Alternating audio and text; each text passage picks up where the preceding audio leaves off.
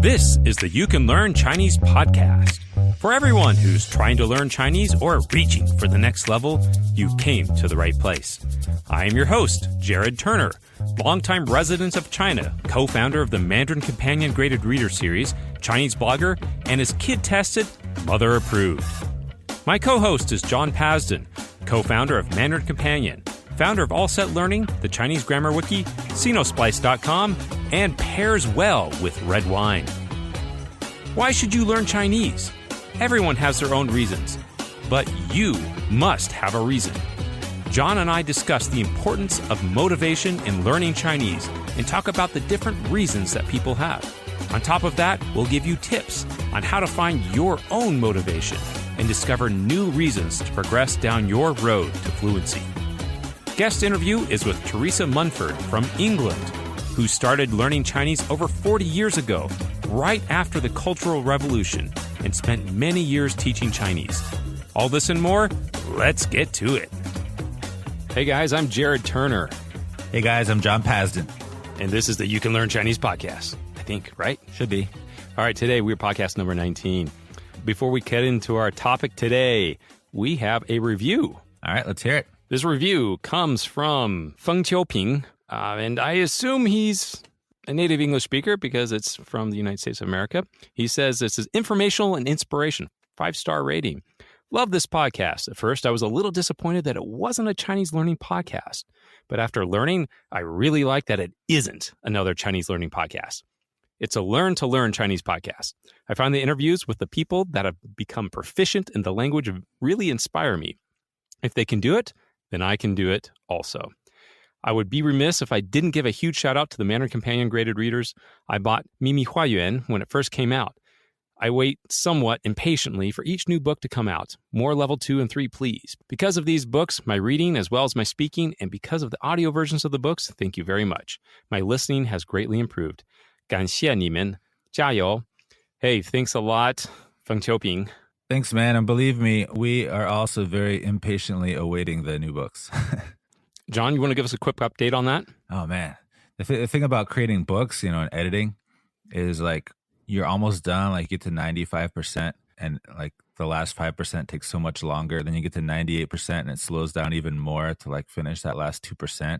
And then when you finally like push through to the finish line, there's still like 1 or 2 typos that you somehow missed after checking the text a million times. So that's the exhausting nature of this kind of work. But the good news is that, we're like 95% done with our final book. So it should take another 6 months then, right? No. I'm not going to give dates, but we're getting really close. Yeah, we are getting close. And as you can see, we just rolled out our 3rd breakthrough level book. So we have 2 more on the breakthrough level that are coming out. And then we're going to be shifting focus to some other higher level books. So stay tuned. They are coming. So today, our topic that we're discussing, why do people want to learn Mandarin? This was something that was brought up to us. It's like, well, let's talk a little bit today about some of the motivations. Like, why are you learning Mandarin? And if anyone who's been listening to this podcast for any length of time, you'll see that when I interview someone, I always lead out with this question. I say, hey, why did you start learning Chinese? What prompted that whole big decision of your life? And so after interviewing all these people, what's your sense that the answers tend to be all different, or is there a trend? Well, I think this conversation is going to end right where I'm going to start here, but I'm going to say that everyone has to have their own individual motivation, and everyone's motivation seems a little bit different. But you've got to have it, because if you don't have it, you'll never progress towards any level of proficiency or fluency. Yeah, and it's interesting what kind of motivations work and what don't. Like about 10 years ago, there was a big spike in the amount of people learning Chinese, and it became like this big hot thing. Like, oh, Chinese is the language of the future. You got to learn it. And then you see all these new products flooding into the market. And the Confucius Institute, very active in the United States promoting Chinese. But because it's hot and because maybe you'll need it in the future is usually not a good enough motivator for most people. So the result was a lot of people started, but not many people followed through with it. But the good news is if you look at the overall trend, even compensating for that spike, it is going up because Chinese is getting more and more important in the world, and not because maybe it'll be useful for the job, but because more and more people are coming into contact with Chinese and Chinese people. more and more people are feeling a new motivation to get started. And I think it might be good to share a little bit of my story because we've touched on it a little bit, John. And we covered your story, I think it was on the third podcast. Was that right? Yeah. I don't even know. Okay, if you want to know John's story about how he started learning Chinese, you can look at the second or third episode. I've done so many podcasts and told so many stories, I have no idea what I've said. We need someone to catalog that for us, right? We're going to be a broken record here. Yeah. Well, anyway, my story is that I hadn't learned any Chinese at all. China was never even on my map, not even in my wildest dreams. 2009, I was finishing a graduate degree at Purdue University. Shout out to Purdue, go Boilermakers. And I had a couple job offers.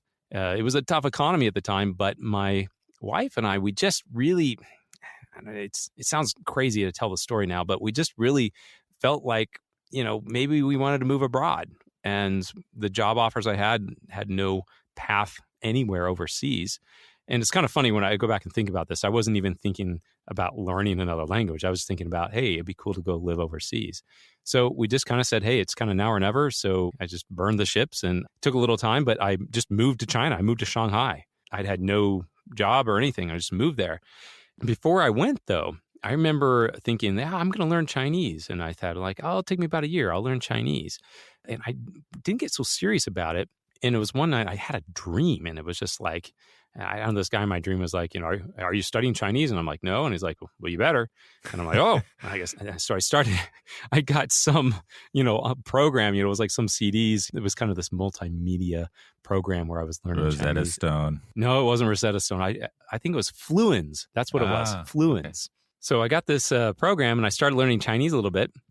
And when I got to China, I actually had some connections with a guy who I lived with there. I went out there by myself first. I left my wife and kid here, and he spoke really good Chinese. During the first 3 months I was there, I was on the streets, just trying to practice Chinese. But I was really trying hard because I didn't have a job. I needed to start to learn some Chinese, and I needed to communicate. And I knew it was going to help me potentially get a job there in Shanghai. I eventually did get a job. But one thing I realized, and I think going back, one of the key motivations for me to really continue on and try to really build my Chinese proficiency was that I was working for small Chinese companies there in Shanghai. And later on, I started some of my own businesses. And my kids, when we got to China, they were not in school yet. And I knew that it was not likely that I was going to be in a situation to pay for them to go to an international school. If anyone who's looking at international schools in China, Shanghai specifically, you're looking at $25,000 a year for tuition. And I knew that was going to be a little beyond our means. And so I was expecting that we were going to have to send our kids to a local Chinese school. And so one of the key things and motivations for me was that in order to survive and allow my kids to get education, that they were going to have to go to a local school. And if that was going to happen, I was going to have to be able to support them in a way in their education. And so I took it upon myself to really focus on learning Chinese to be able to help and support them. Now, that doesn't go into the story how I got proficiency, but that for me was a motivator which really kept me trying to improve and progress along my Chinese. Okay, but for that motivation, couldn't you have always just left China? Well, it was just something where we wanted to be at the time. And we moved back to America since a couple of years ago. But I kind of wanted my kids also to have that experience of growing up in another culture and learning another language. All these things pulled together to really give me some motivation to learn and continue to progress. But also, I ended up starting some of my own businesses in China. I opened a bakery. It's still running. For you listeners, yes, I have a bakery. It's a cinnamon roll bakery in Shanghai. It's in the heart of Jing'an district there, near the Jing'an temple. We do cinnamon rolls. That's it. And in order to do that, my Chinese became much more important because I was just trying to open the business by myself. I had to go through all the health licensing process by myself. I even set up the business by myself. And I had some Chinese employees at some point to help with some of these things. But largely, I had to do a lot of this by myself. So my Chinese became very important for me functioning and for my also livelihood there when I was in Shanghai. Sounds like you kind of put yourself in a sink or swim situation. Yeah. And so I had to swim. All right, it's kind of weird because when people ask me about my motivation, I feel like I don't have anything that's really impressive. It's you studied to to such a high level. Like you must be super motivated and have some kind of really deep, interesting motivations. And it's more like, well, I like it and I think it's interesting. Because I like it so much, I also chose a career path which was completely intertwined with learning Chinese. Even now, when I have advanced clients and they're focused on things like digital media marketing or finance or the psychology of child rearing, they're going into these pretty difficult topics in Chinese, and I'm managing their studies. Then, of course, I'm reading a bunch of stuff about these topics myself. I don't know. It's just interest and combined with my career because I kind of engineered it that way. They kind of keep each other going. This kind of gets back to you have to have some sort of motivation to continue learning the language. Now, I think I would go through some other stories of people that I've heard, and maybe we haven't even covered them on the show. I did an article on our Mandarin Companion website. A guy, he was in his 60s, and he had started learning Chinese because he wanted to read about Tai Chi in Chinese. It was like his obsession. And now you can find some books in English, but for him, he wanted to connect with the deep cultural roots of Tai Chi. In order to do that, he said, I need to learn Chinese. And so when I had gotten in touch with him, he'd been studying for a couple of years, and he had actually read through all of our graded readers, and he was moving on to higher level stuff. And I believe it'd be interesting to reach out to him now, but that was like one of his goals. I find that if you want really fluent Mandarin, it's often most useful to have a goal related to communication. Because, if your interest is Chinese history or Chinese medicine or whatever, then you can just immerse yourself in books, get good at reading, and never really talk to anybody. But since most of the learners I encounter, they really want to be a fluent speaker, then it's good to have a motivation that relates to communication. You know, you remind me of Steve Kaufman, who we had on this podcast a few episodes ago. If anyone who doesn't know Steve Kaufman, he is a internet famous polyglot. He speaks roughly 20 languages. But his real motivation for learning languages was to be able to communicate and connect with new cultures. And that was like, I mean, if you think about it, like, why are you going to go out and learn 20 languages? And he's in his 70s and he's still learning new languages. But his motivation now is, like I said, go out there, experience new cultures and connect with them in a way that you can't through translation. Yeah, I think that's true for a lot of people. They don't realize that they really want to make that connection with another culture. But I think for a lot of us, we kind of have this inherent interest. It's probably just curiosity, right?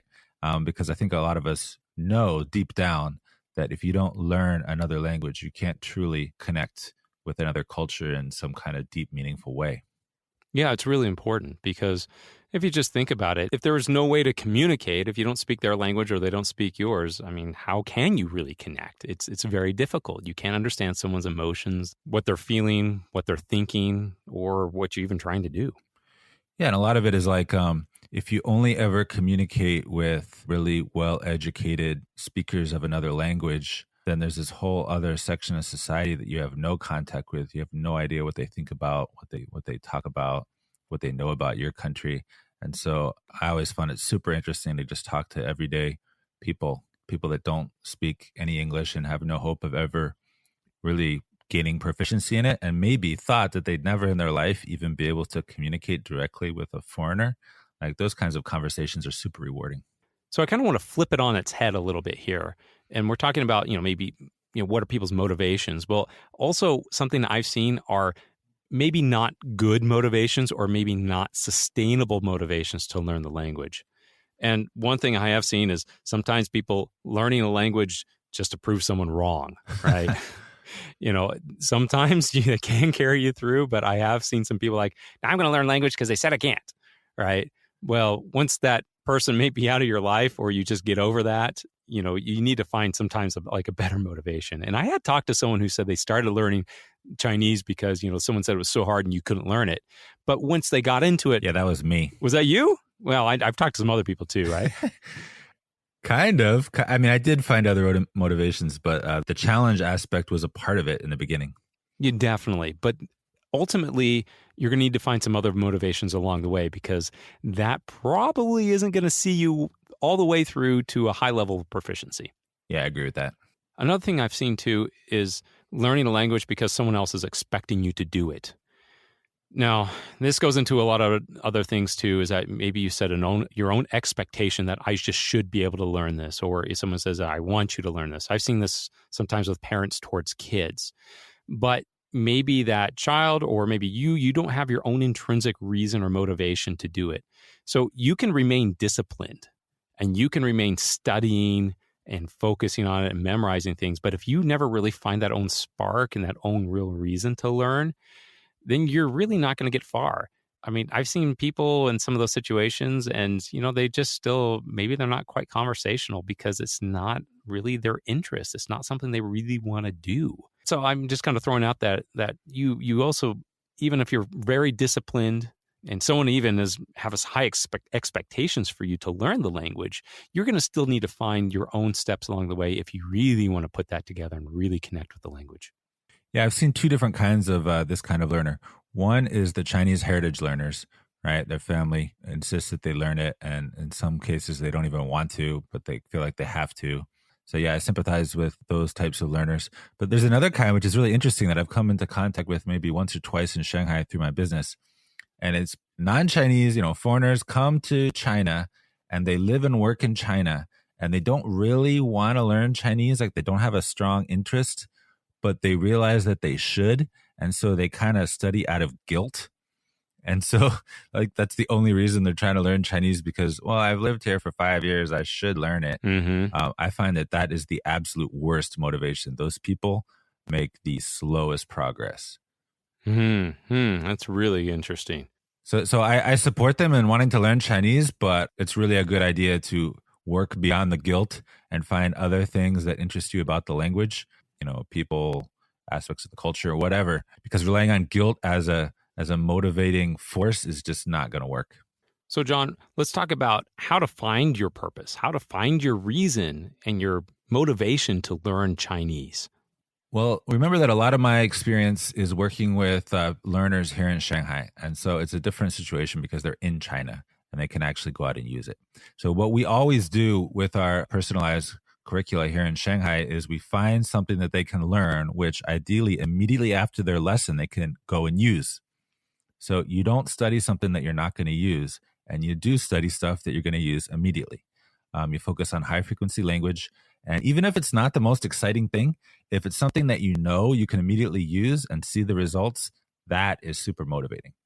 And by the same token, I've found that some people, they come all the way to Shanghai, they're super pumped about learning Chinese, and they just go to some random school, sign up for a Chinese course, everything seems fine. And they find that after, 2 or 3 months, their motivation is really lagging. And they blame themselves. They're like, why don't I actually want to learn Chinese anymore? Like, I remember I used to want to, but now there must be something wrong with me because I'm losing interest. Even though they're blaming themselves, if you just look at their textbook and you'll see that it's a horrible, horrible textbook, Chapter 1, going to the post office, which nobody uses, stuff like that. And it's just a bunch of useless, outdated stuff. And they're just spending hours every day learning this stuff. And they're not learning the stuff that they could actually use in their daily lives, which they would enjoy using and they would benefit from. Like that is a motivation killer. So you have good motivations, and then you have ways of killing your motivations that you really need to avoid. You point out something very important here. We talk about comprehensible input and making sure you're reading at the right level, and there's kind of 3 stages of reading. There's extensive reading, intensive reading, then reading pain.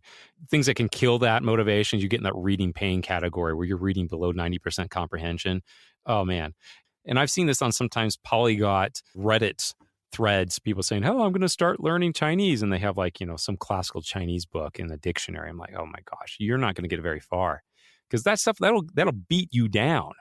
And if you guys have listened to a lot of interviews that we've done here, sometimes people are talking about how they went through really difficult times learning Chinese, or they had a very difficult teacher or professor. And I'm like, well, how did you get through that? And sometimes people got through it just by sheer will. But you got to remember, for any one person who got through that just by sheer will, there's probably 10 others that just ditched out, and decided, this is too much. I'm not gonna go through that. Totally true. And so motivation is actually something that can be cultivated. And I think that's often forgotten. It's like, do you have the motivation or not? If you don't, you're going to fail. It's not that simple. So sometimes you find an initial motivation, something as stupid as, you say I can't do it? Well, I'll show you. But if you can find other motivations and then cultivate them or bridge to new motivations, it can be really effective. So what do I mean by cultivating motivations? If maybe realistically speaking, you need Chinese for your future career and you can't use it at all until it's advanced, it's pretty hard to just commit to years and years of study to eventually get fluent enough to use it for your job, right? So then you have to find the aspects of the language that you're actually interested in that can start working your way up in fluency and proficiency. To give an example, I have a client, he works in finance. For a long time, his Chinese was too low to have any kinds of conversations in the office better than, ni hao. So rather than just working for years at finance, he would find stuff that he was interested in. And it turned out he was really interested in certain Chinese TV programs. And so he'd focus on that, knowing that it wasn't directly applicable to his work, but he was making overall progress. And once he got to a certain point, it was much easier to start plugging in work-related vocabulary and then making the relevant progress towards his career. So I think what you're talking about there is maintaining that motivation and finding that motivation to continue on. But I think what it is what you're pointing out is that we need to have little wins along the way. And John, this is something I feel like, I'm not sitting here trying to plug Mandarin Companion on this segment here, but we try to create books that are easy for people to read. And I can't count the number of emails and comments we have from people that like, oh, I read this book and I never thought I could do it. And that just became a huge motivation to continue learning the Chinese. That's a breakthrough moment for a lot of people. And so if you are kind of at that level, you're ready like 150, 300 character level, you try reading one of those greater readers. It doesn't have to be ours. Try another one too. That can be some significant motivation to continue on. But, sometimes it's that, you finally connect with someone in the language. You got to get out there and you got to use it, because that is one of the key things here about finding your motivation, is that ultimately at the end of the day, you're going to need to use your language in an effective way. And by doing so and connecting either with something written, spoken, audiovisual, whatever, that is going to create experiences and moments that are memorable to you and are motivating to help you continue learning Chinese. Right. And it's not just about wins, but also about rewards. Like if you're on a course of study where all you ever get is feedback about what mistakes you're making, then you can make progress, but it's super demotivating. And just like someone who's on a diet occasionally lets themselves have a little dessert or a cheat day or something, you need to give yourself something in Chinese which you legitimately enjoy. The cleverest way to do it is to find some way that it's somehow related to your main goal. But even if it isn't, a Chinese girlfriend. That's the number one joke. It always says, like in China, like, you know how to learn Chinese, get a Chinese girlfriend. That was never an option for me because I was already married in China. But you, John, worked out pretty well. Well, actually, my future wife was willing to date me in the first place because I already spoke Chinese, because she didn't want to have to speak English. Well, it didn't hurt. Yeah, it didn't hurt.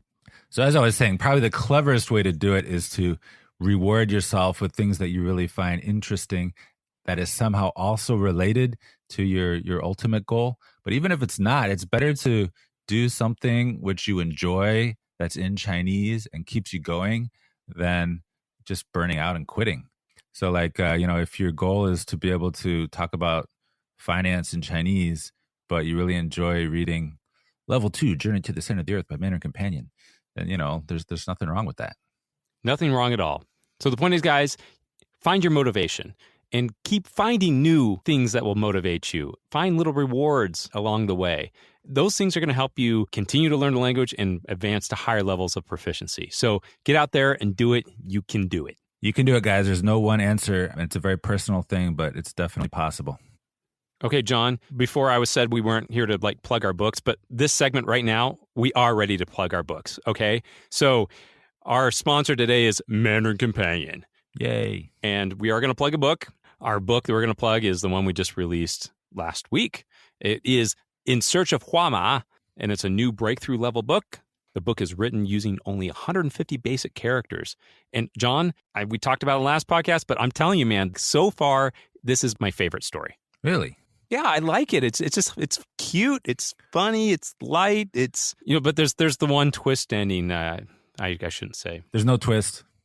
No twist. Well, I mean, there's a slight twist, but there's the one character in the book that bleeds over into the 60-year dream. So, you guys can read it. And if you think about that one character between this book and that book, I mean, he did something really bad in the 60-year dream. I mean, if you kind of know what he does there. So anyway, but I really like this story, though. It's a great story. It's a lot of fun. And one thing that's interesting about it is that it's not really a genre that we've done with any other book. I wouldn't call it fantasy exactly. It's more like magical realism. I think that's a nice little change of pace. Definitely. I like it. So get out there and get it. All right. Okay. Now we have rants and raves. John, what do you have for us today? A rant or a rave? I have a rave, but it's kind of a weird one because it's related to something I just wrote about on my blog. So if you've been to China, mainland China, you walk around in neighborhoods, you see all this like propaganda, like posters and these red banners and, stuff on the walls. And it's kind of interesting. Sometimes it's about like communist values or how to be a harmonious society and all this stuff. And it seems kind of like little bit, I don't know, overly idealistic and fairly harmless, but probably ineffective propaganda. But as of, I guess, this month, September 2019, everything has switched over to recycling and separation of garbage. So like the propaganda machine is in full force, actually doing something useful for once, I feel, like trying to get everyone in Shanghai. And I know it's happening in other parts of China, but I'm not sure how far along it is. Trying to get everyone in Shanghai to, properly separate their garbage and recycle. So I think that's really good to see, because if China as a whole became much more focused on environmental protection, then the entire world will benefit largely. Same goes for the U.S., of course. But I'm here in China, and here's what I'm seeing, so it's cool. That's great. It's interesting you bring that up, because our interview today with Theresa Munford, she talks about her time when she was back in China around just after the Cultural Revolution, after Mao died, and seeing all these propaganda posters, and she learned to read all that stuff. And so, hey, we're going to hear a little bit about that in our interview today. Well, also, if you guys want to see the examples that I'm talking about, they're on my blog on Sinos Place. If you can give them a link, Jared. Okay, we'll do. We'll include that in the show notes. Okay, I have a rant. Oh, no. Oh, yes. This is kind of a little bit of a rant, but I got to give these guys a little credit. I just think it's kind of funny. On one of the subreddits that I check out a lot, there's a Learn Mandarin, Learn Chinese, things like that.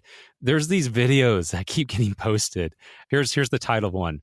Learn and write Chinese characters, pu tao, grape, pinyin, and strokes with relaxing music. And so these videos, they're always like, here's this character, here's the stroke order, and with relaxing music, as somehow that's supposed to help you learn Chinese. I think it's a bit of my rant, because it's like they're teaching these characters that aren't that common. It's kind of common to them. If you're living in China and you go out, Putao, you're going to get some grapes at the fruit stand. But it's not like you even need to know the characters, because you can just see them, right? I've never written Putao. John, when's the last time you've ever had the need to write Putao? Can't remember a time. But Jared, come on, let's cut to the heart of the matter. What really irks you is that you practice your stroke order strictly to death metal. I do not want relaxing music. I want angry music. That's my motivation. That's my motivation right there. Totally understand.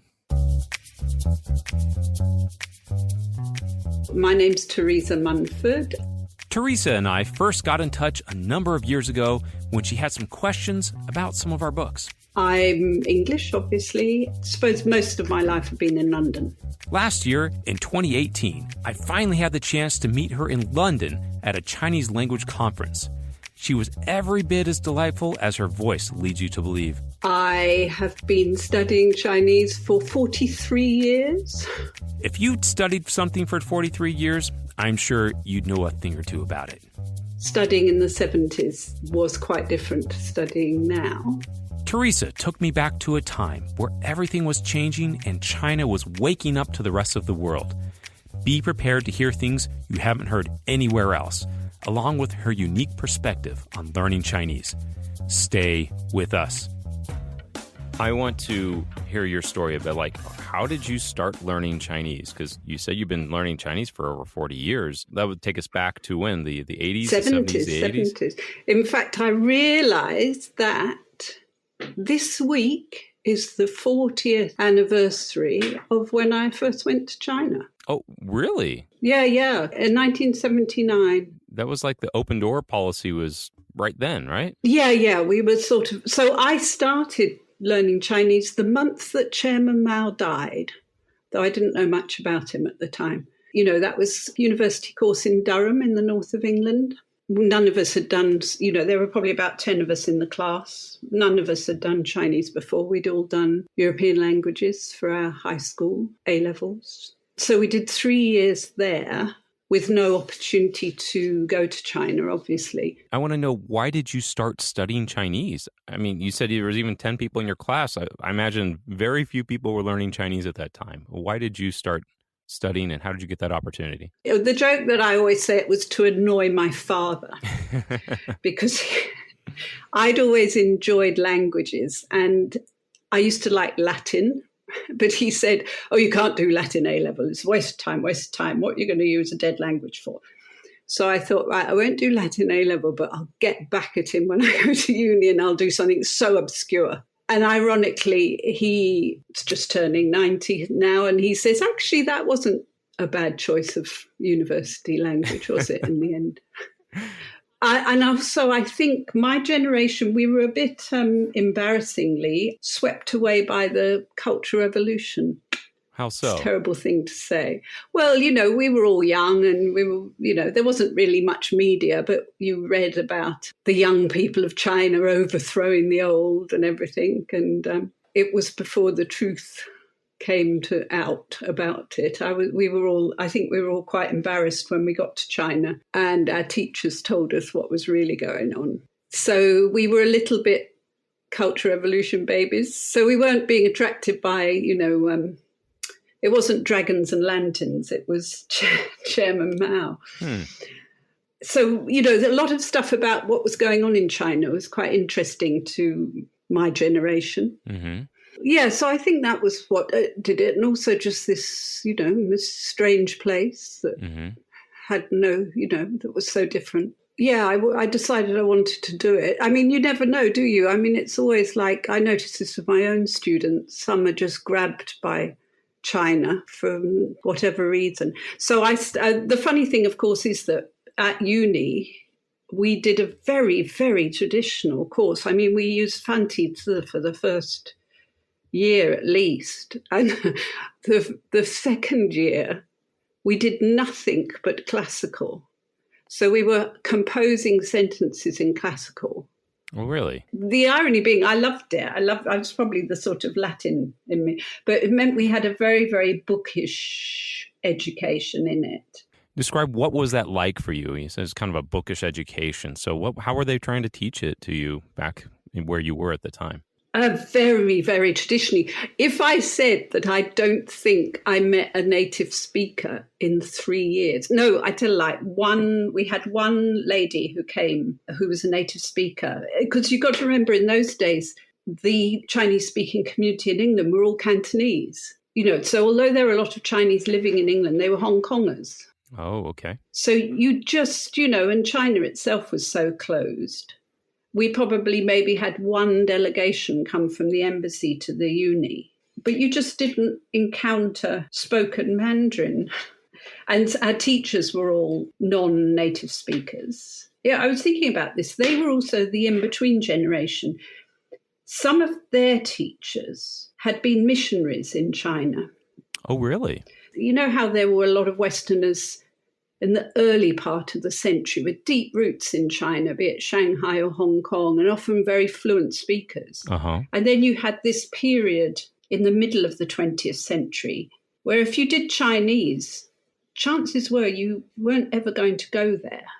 Mm-hmm. So, for example, one of the most inspiring teachers we had was Archie Barnes. And he was such a good classicist. I mean, he's one of his books you can still get, which is called Learning Chinese Through Poetry.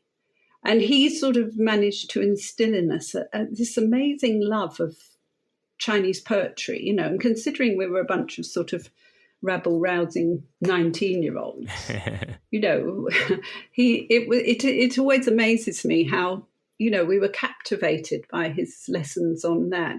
And he'd have us translating sentences into Chinese, like, the army of Qin approached the city walls, But the downside was when we rocked up to China, I didn't understand a thing that was being said to me. nowadays, a lot of people say, well, if you're learning Chinese, how is it when you learn to read? Well, we did it the other way. So in 3 years, we were reading Ming manuscripts, and we read the entire, dull stuff like Mao's Forum on Art and Literature from Yan'an. That was a set text. So we could read that, but we couldn't have asked for a cup of tea. So it was a very bookish education. And of course, the trouble was, when we arrived in Beijing, everybody used to arrive. We were a British council, and we'd go to the Yuyan Xueyuan.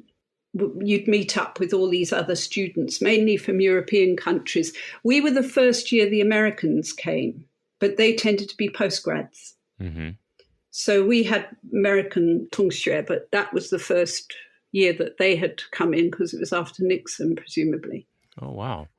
We would arrive, and we did about a month in Beijing, and everybody was desperate to be paid down to universities, because the institute was, there were too many foreigners in the institute, basically.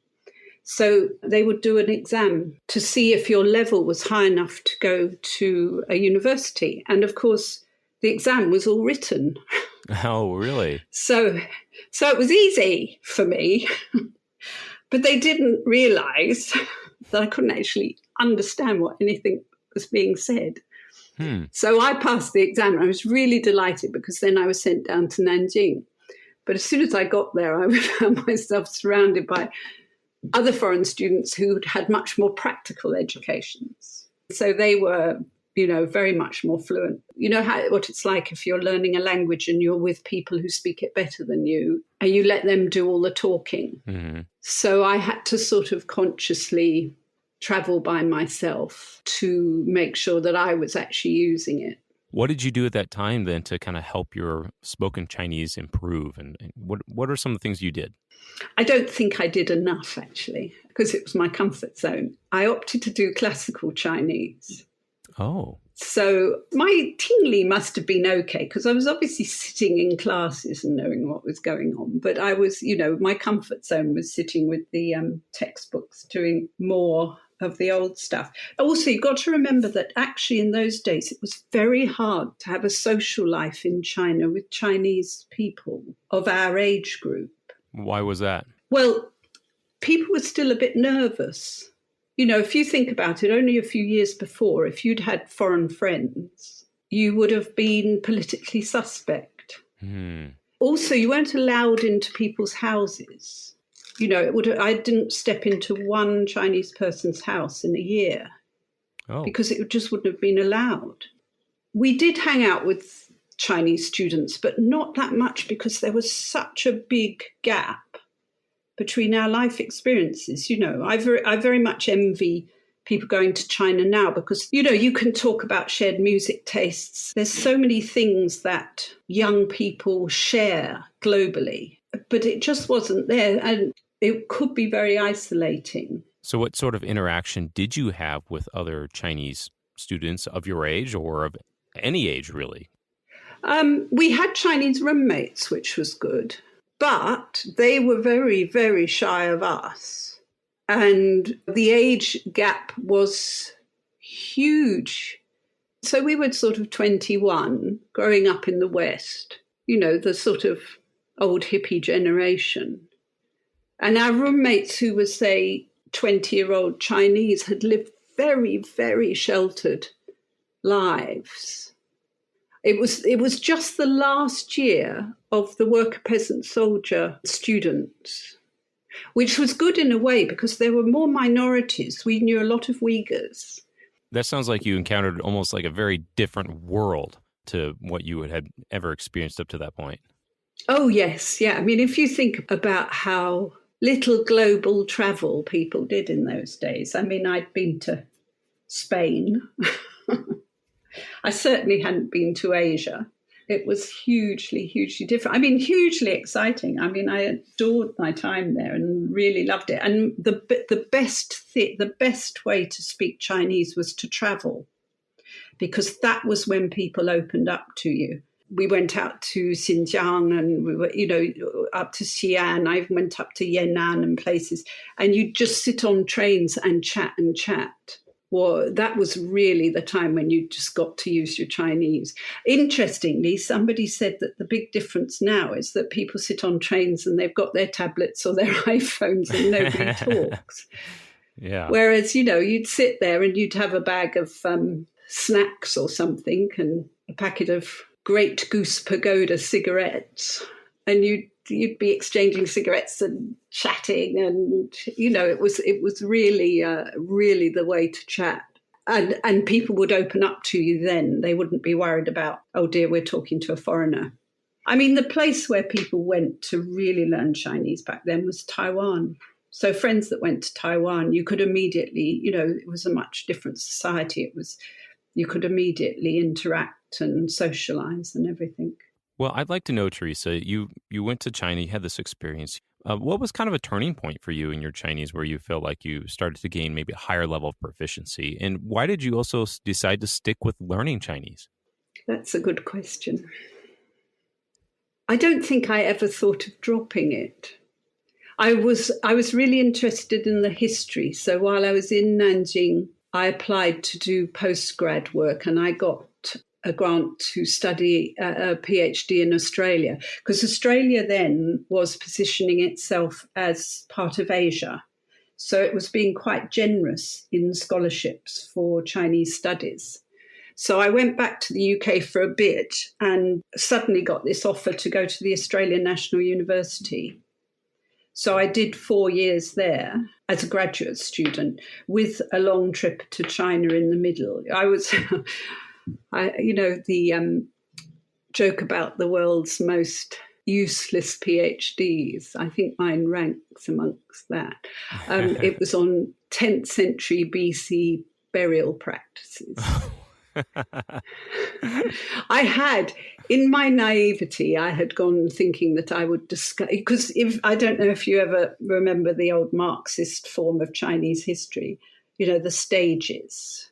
Did you ever encounter that? No, I haven't. Tell me about that. It was so standard. It was just, basically, it goes from matriarchy to patriarchy and all this. So I was convinced that, I could find a matriarchy.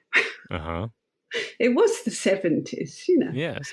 So I was fascinated by what you could find out using the very early script. The big thing throughout that part of my learning Chinese was the lack of technology. If you can imagine learning to read Chinese in the 70s, we had the Matthews Dictionary, which was an old missionary dictionary. Fantizi, of course. My copy, the spine is just broken to bits. I shall never part with it. But you literally, every word had to look up by looking up the radical and counting the strokes. And then once you'd found it in the traditional characters, you then had your little notebook with the simplified. And then they brought out what we called the Green Dictionary, just the year I went to Nanjing, which was a proper modern Chinese dictionary.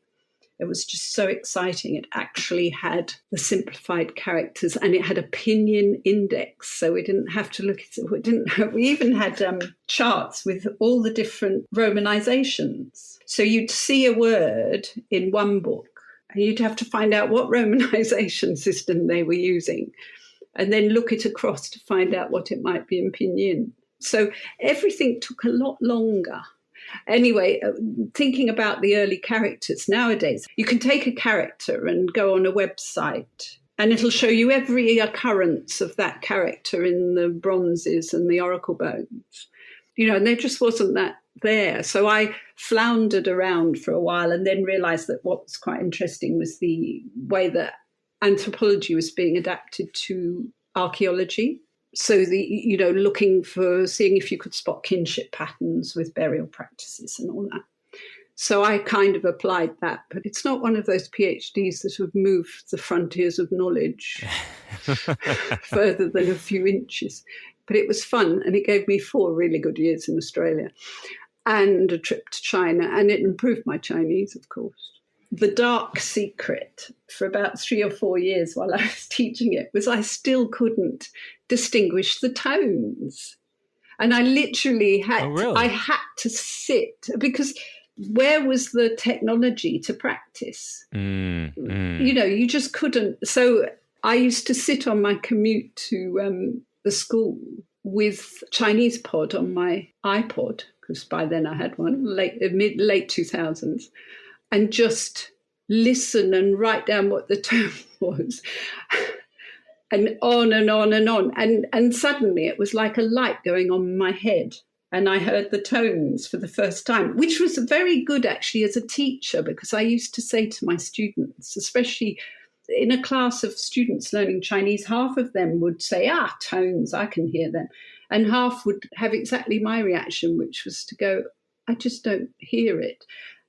And I would be able to say to them, look, that light will go on in your head. Everybody takes a different pace. I can't sing, so I always think it's probably linked to that kind of the way you hear things. So it was only when I had technology that I could hack away at those things like tones. And it was remarkable when I suddenly, because people used to say to me, you sound like you're from Shandong. I said, well, why is that? And they said, because your tones are consistent, but they're consistently wrong. So it was interesting on that. Well, I think it's great for people to hear that, because we talk about tones on this podcast quite a bit. And some people do feel like they can't get it. But I think it's interesting to hear your story, because you didn't really have the exposure to a lot of the spoken Chinese, and therefore you didn't really pick up the tones. And it was just once you got enough of that exposure to it, then it started to click. Absolutely, absolutely. And, the question about what would you do otherwise? How would you go back and do something different? And my thing would have been I should have just listened and listened and listened more. I think you lose heart on the areas that you know what I mean? You lose confidence. You think, I'm just never going to get that. So you work on your other skills. So I was really confident with the reading. So that was my thing. And nowadays, of course, you can learn those simultaneously. And also there's so much more understanding now about the neuroscience of learning languages. And also the media was so dull then, you just didn't want to watch movies in China because they were all, you got tired of revolutionary peasants. The radio, it was as dull as dishwater, And I mean, we had the loudspeakers blaring away in the background, but, once you've heard revolutionary songs a certain number of times. And the funny thing is, going back to China about 2 years ago with this resurgence of some old style propaganda, I suddenly realized that all the banners around, with Xi Jinping's sort of quotes, were suddenly really familiar to me. Oh, really? It was back in my comfort zone of reading, because that was the kind of sloganeering we'd been weaned on. Whereas if you look at sort of racy adverts and things like that, that's not language that wasn't the sort of language we ever encountered. I kind of like to hear a little bit from your perspective, because you also taught Chinese for quite a while. What are some of the big changes you've seen in how Chinese was taught back from the time when you learned it to the way a lot of people are learning Chinese today? Well, there's been huge changes even in the time I was teaching it. Especially my area it was high school, what we'd call secondary school Chinese. When I started teaching it, the pedagogy was still very old-fashioned. Your colleagues who were teaching French and German and Spanish, their textbooks, the pedagogy, everything was so, so different. Partly because a lot of teachers of Chinese in schools were actually native speakers who'd gone to school in China. So that they had a very, the sort of more chalk and talk approach to teaching. And so over the last, say, 10 or 15 years, that has changed hugely. You still do get occasions where teachers are teaching in a way that their students aren't responding to, because it's just not the way Western kids learn. Can you describe what some of those things you see, or some ways that people were teaching? One big problem, I think, is that we all forget how hard it is to start to learn to read Chinese. I did a lot of work on teaching dyslexics Chinese. I was quite interested in that because I had some dyslexic students. And people used to say, oh, no, dyslexia is fine reading Chinese because it's all pictures. And I'm thinking, yeah, doesn't sound right to me. And so I did some stuff on that. It was really interesting because it got me reading about the neuroscience of reading. I don't know if you're familiar. There's a fabulous book. It's an American academic, Marianne Wolf, called Proust and the Squid. The title is that way because Proust, the writer, apparently one of the paragraphs, or probably knowing him, chapters and chapters in his books, describes the joy of learning to read. And the squid, because apparently when they first did neuroscience, the squid has one neuron or something. But it talks about the science of reading and how reading is not a natural human activity. It's actually, you're making these new neural pathways. Mm-hmm. You're connecting the semantic with the phonic, with the sight. So there's lots more going on in the brain. And it's no wonder, that it took the human race thousands and thousands of years to go from the first marks on a Babylonian tablet or on an oracle bone to kind of reading, Greek writing, early Chinese. And so your brain is doing that when you're learning to read.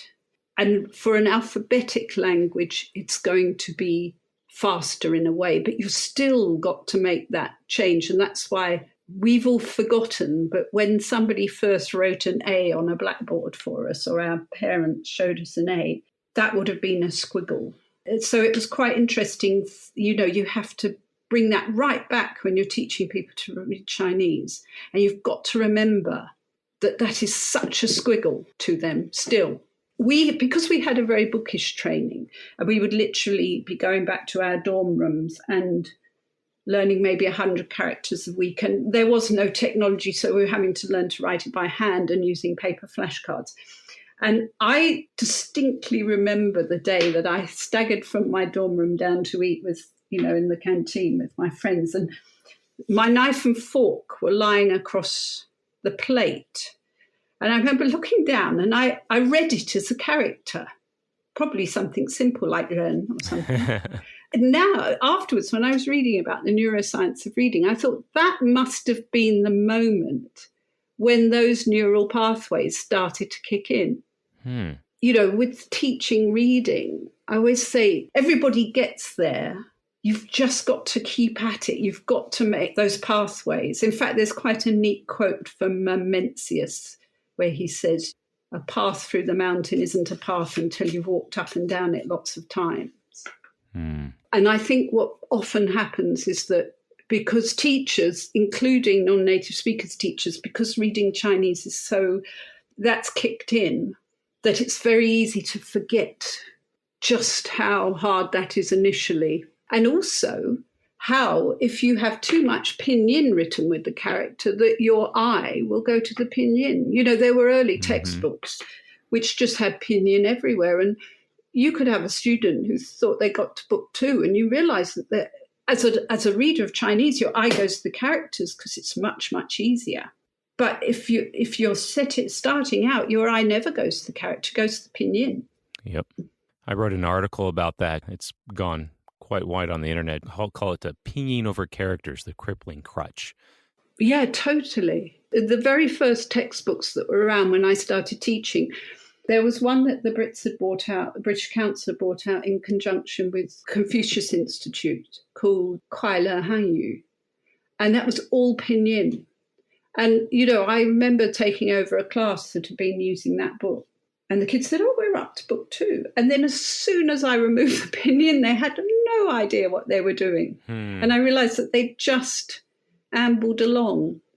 So I think it's important to have pinyin. I think it's absolutely vital because nowadays, if you want to be literate, you need to be inputting in pinyin. But I do think you've got to make that transition. And again, you've got to understand that it takes a while. You'll have students saying, oh, I don't think I'll ever get characters. I just can't do it. But I used to say, you'll get it. You just have to keep going at it. So, Theresa, what advice would you give to someone who's learning Chinese today? Listen to loads. Just keep listening. enjoy the media because there's so much interesting stuff. The other thing I think actually, and this is what Mandarin Companion does well too, I think some of the media, the context is familiar. It's like the way Mandarin Companion uses stories that the Western reader is probably familiar with, but places it in a different cultural context. And for example, I'm a great fan of these TV shows like Sing China, which is such a familiar format. It's The Voice, do you know the one? Yeah. Or Britain's Got Talent. So there's China's Got Talent. So you're watching a format that's really, really familiar. So it doesn't matter that if you're only getting 5% of what they're saying, and then suddenly you realize you're getting 10% of what they're saying, and suddenly you realize you're getting 20% of what they're saying. Whereas if you take something that the whole context is alien, it's going to be much harder because you're not quite sure what they're going to be saying. The other thing that I've never done yet, and I'd like to, is this recommendation that you choose somebody's voice, a native speaker whose voice you like, and imitate that to get your accent good. Oh, really? It was a bit of a problem back in the day because it was very hard as a young female to hear voices that you would want to imitate, because either you had that really terrifying propaganda voice that would be blaring from the speakers, or this very, very cutesy voice that was kind of fashionable with, our age group of girls. And I was watching Sing China the other day, and I thought, now, Na Ying is so cool. She's younger than me. She's probably about 20 years younger than me. But I thought, now there's a voice I'd like to copy. But I haven't tried it yet. But you just have, I don't know if you've heard that about imitating a voice. No, I haven't, but that sounds like a great idea. You know who I was reading actually, Ambition and Faith in New China or something. It's a guy you might remember the author. He was one of the American papers correspondent there in the 2010, around there. Eric Osmos, maybe? Yes, that's right. And in that book I'm just reading at the moment, he talks about, he meets this guy that when it was trendy to do that shouted English. Oh, yes, English. Yeah, the shouting Chinese. Yeah. And the guy that he's chatting to a lot has been hearing catchphrases in English by different voices and just learning to imitate them. Oh, that's right, because he was laughing because he's saying that this guy had suddenly picked up, he really spoke like somebody from the southern states of the USA. It's a bit like, I suppose, if you go and study in a place like that. So maybe actually I should be looking for somebody from Shandong with a really cool accent. And then I could combine my improving tones. I think, Theresa, this has been really interesting to get your perspective on learning Chinese. A lot of us learners today, we don't have that historical perspective. And I think it's really interesting to hear about even back in China around the Cultural Revolution and how that's really changed. And so I'd really like to hear from you about what is your favorite thing about Chinese? I still love reading it. And the funny thing is, when I was 19, you get overwhelmed. You think, oh my God, every time I learn a new character, there's more to come. And your friends that are studying Spanish and German and French are reading the great masters in literature in those languages, and you're sort of still ploughing through the Red Brigade of Women was one of our textbooks, which was all well and good. But the funny thing is, now I'm over 60, I think this is really nice because I can go on learning characters till I'm 80 and there still be more to learn.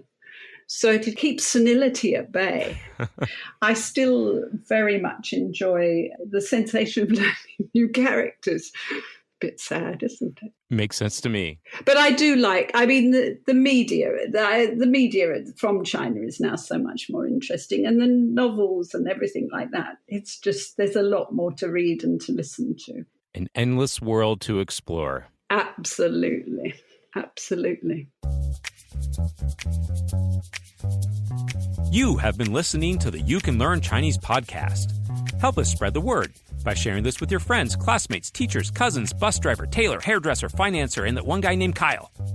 You can subscribe on iTunes or wherever you get your podcasts. And please write us a review so we know how we're doing. You can find us on Facebook and at mandarincompanion.com. Apologies to John Cena, we just ran out of time. The You Can Learn Chinese podcast is produced by myself, yep, just me, Jared Turner. I'd like to thank Theresa Munford and my co-host, the man, the myth, the legend, John Pasden. See you next time.